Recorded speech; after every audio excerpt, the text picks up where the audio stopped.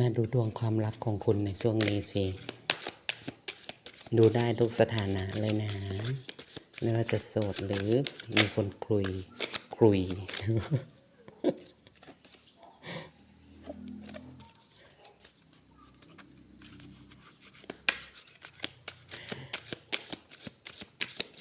มาดูกันเลยเนาะ ไม่ว่าจะเป็นคนโสดหรือมีคนคุยอยู่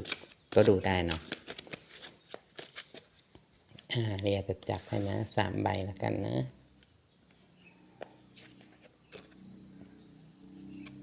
แทมเพลนสเตงเทนออฟเพนเดโค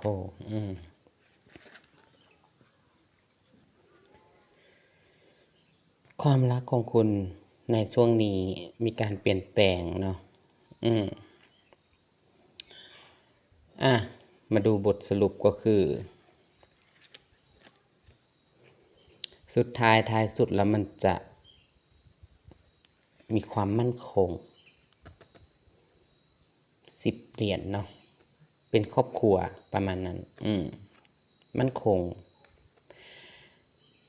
ถึงแม้ว่าระยะนี้มันจะมีการเปลี่ยนแปลงไปก็ตามแต่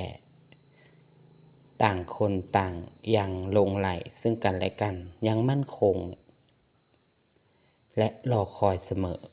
ที่จะกลับมาเป็นครอบครัวเดียวกันประมาณนั้นซึ่งโชคดีเนาะมาดูไพ่ขยายแล้วกันเนาะ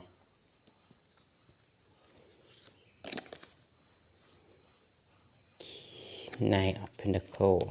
โชคดีนะได้คนที่จริงใจเนาะ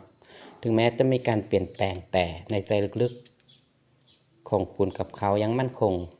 ซึ่งกันและกันอยู่เนาะ Eight of Pentacles เลข8เป็น Infinity เนาะนะลงเสน่ห์กันข้างรักกันมากๆเลย Ten of Swordsขอขยายอีกใบหนึ่งแล้วกันนะ The Star ถึงแม้ว่ามันจะมีการเปลี่ยนแปลงมันจะห่างไกลกันอยู่ห่างไกลกันบางคนเนาะไม่ได้อยู่ใกล้กันมีความคิดถึงมีความเจ็บปวดเกิดขึ้นแต่สุดท้ายสุดแล้วมันจะดีขึ้นเนาะสมหวังประมาณนั้นสุดท้ายสุดแล้วหวังได้มีความหวังแล้วจะสมหวัง